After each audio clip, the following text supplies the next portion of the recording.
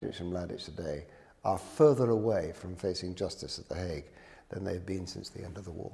And to what do you attribute the relaxing of pressure? Look, I have to be pretty blunt here.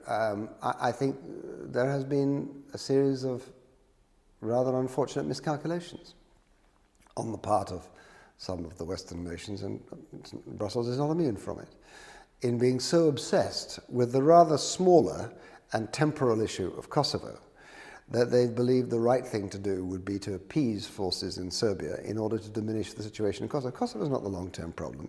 In 5 or 10 years' time, Kosovo will be a funny little enclave, and we'll remember it much as we did Schleswig-Holstein in the 19th century. The truth is that it was difficult and short and it was sharp, but there was only one solution and there's only one outcome. The really difficult problem is not Kosovo. The really difficult problem is how do we prevent Serbia and how do we prevent Bosnia descending into the dark black hole of ungovernability and corruption. And we should not have relinquished this pressure.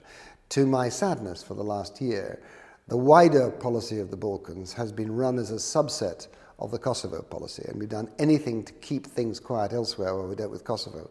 A miscalculation, in my view.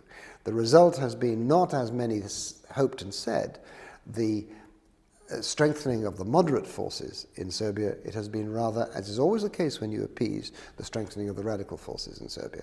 So I'm afraid I think that policy has been wrong, and I regret that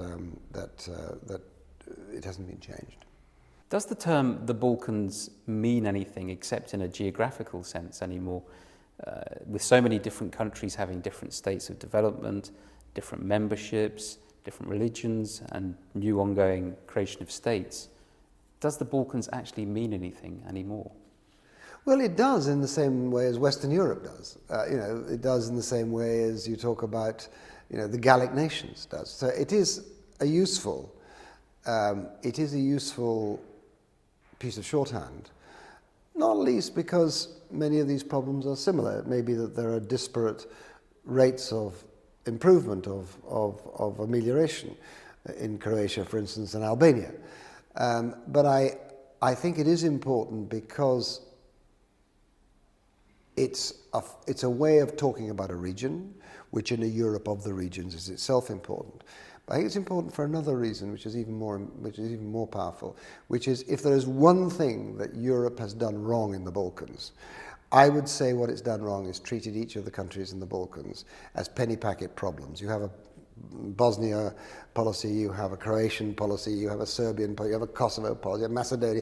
We shouldn't be. We should be having a regional approach to this, and only if you see the thing as a region can you begin to create the regional policy within which all the other problems become much more soluble. Now, frankly, the Balkans is too wide a phrase because, of course, that includes Romania, Bulgaria, includes Greece.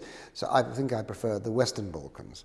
But it's an important piece of nomenclature, if only because it should be saying to Europe, you should have a policy for the whole of the Western Balkans, not penny packet policies.